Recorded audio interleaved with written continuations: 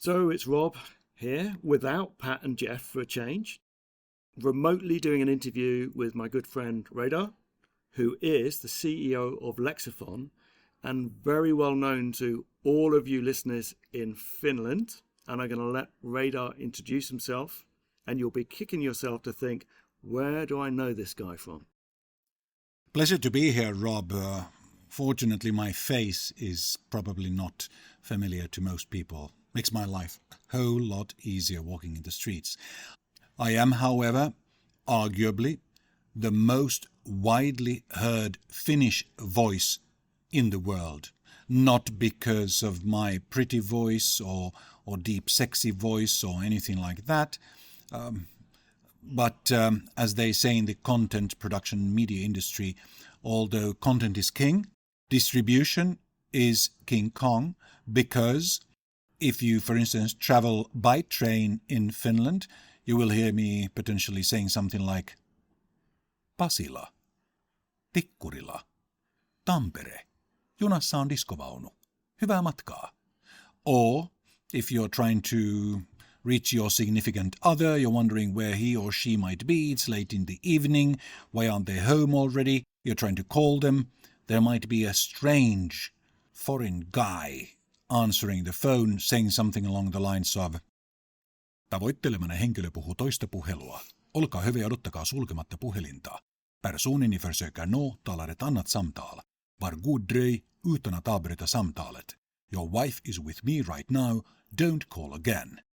Or something else really unpleasant unless she hasn't paid her phone bills or doesn't want to be bothered by you. So many people get chills down the spine when they hear me talk, and they don't know why, but they've heard me say all kinds of unpleasant things over the past decades. Now, if you don't think Radar's being accessible enough as he is right now, we've got good news for you too, because Lexofon are very much embracing what we talk about on this podcast, which is leading with Gen AI. So tell us a little bit about Lexofon. The origin story of Lexofon Limited is really that I came to realize in the autumn of 2023 that I will be replaced as a voice on the trains, on the telephone networks, and many other places. I have as my client the police, the Customs Finland organization, the Finnish Defence Forces, Border Guard, and many others. And because I use my voice in situations where I'm not really being very dynamic or excited, like in radio ads or anything like that, but speaking in a sort of matter-of-factual tone and making announcements, it means in practice that I am already now, today, easily replaceable by AI voices. So basically I have the option of either me, myself, building a company that replaces me and cannibalizes my bread and butter. So I have the option of either waiting for someone to replace me. There is a company out there who creates these AI voices, and suddenly I'll just be told by my clients that, look, we don't need your Radar anymore because there's an AI voice speaking instead of you. Or I myself found a company which delivers AI voices like this. So that's what I did together with 6 other co-founders. Brilliant. And it's not just you helping yourself, you're helping other voice actors. I understand that the Finnish Federation of Voice Actors are also backing you on this as well and fully behind you. Yes, that's a new organization that we just founded recently, and there are lots of freelancers and people from other companies as well. We all share the worries regarding being replaced, but even more broadly, not even discussing AI, it's very clear that voice artists as a group of professionals has been lacking proper representation. There is the Actors Federation, there's the Journalists Federation, there's the Musicians Federation. So many of the individuals who are now flocking to us as voice artists already are really well represented. If they're an actor or a journalist or a singer, that's fine. They're welcome to join the Voice Artists Federation as well. However, there are many people like me. I'm neither a journalist nor an actor. I just speak. So there is. I don't have a home. Nobody is representing me, and all of in the labour market, etc. So nobody is representing me properly, and I also want to talk to my peers. We need to get organised and get representation. So there are many goals that any professional organisation typically provides, that the Voice Actors Federation is now going to provide. And one of the goals there clearly is really also to look after the rights of voice artists when or whether their voices are being cloned by AI. Lots of legal issues, legal loopholes, legal questions, etc. So it's a very, very, very big sector where a lot of things need to be figured out and structured. So you're bringing some protection, you're bringing some opportunity for the voice actors. And your clients' radar, what did they think about what you're doing? So immediately during the 3 first months of March, April and May of 2024, we immediately started garnering clients. We just made it quite publicly clear that we're open for business and that we're happy to take on pilot projects, and immediately people started contacting us. So there was inbound traffic very nicely. And the gist of it is that all of the companies, media and production companies, etc., who worked with us are satisfied, and they will buy again. So we're off to a flying start, quite literally.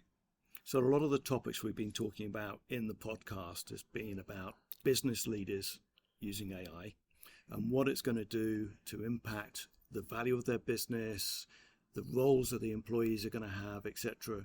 And my understanding, this is very much along the lines of, what we're interested in, because we've been trying to look at the opportunities rather than just the threats. And we see, therefore, from what I can see you're doing here is you're going to allow greater cost control, speed to market, consistency, and dare I say it, we always talk about earn while you sleep. And unfortunately, I think you just brought up a new one, which is earn when you're dead as well.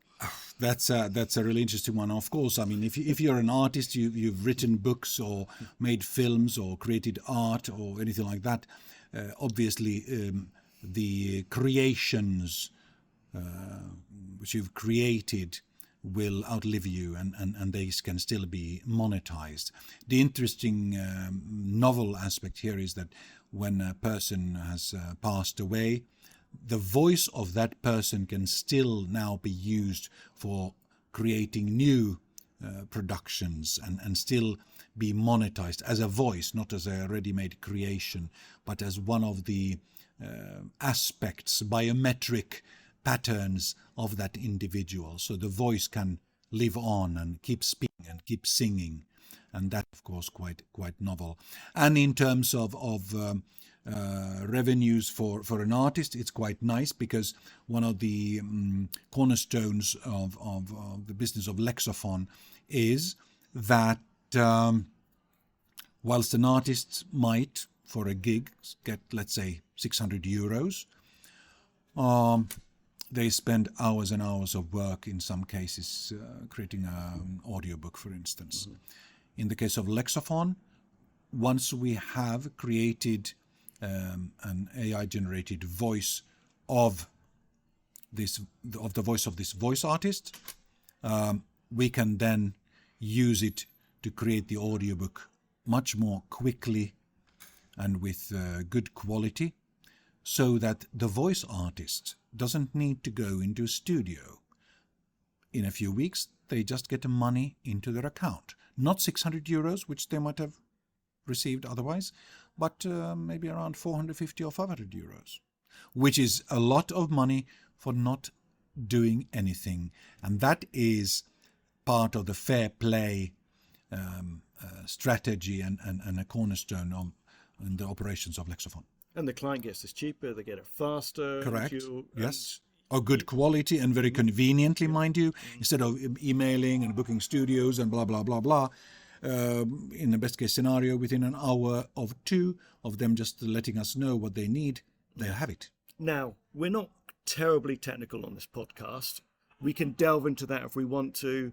Your head of R&D is obviously well known to me, being a colleague of mine from an old venture. And I'm sure we'll do another one where we can talk about, the models used, etc. But for now, I think what's really interesting is you're using the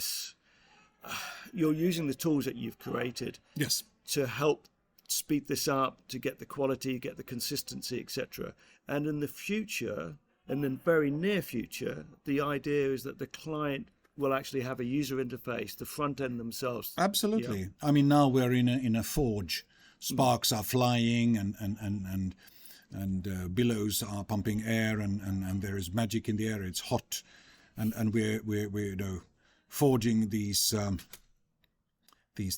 audio files, but using them ourselves and manually, in a sense.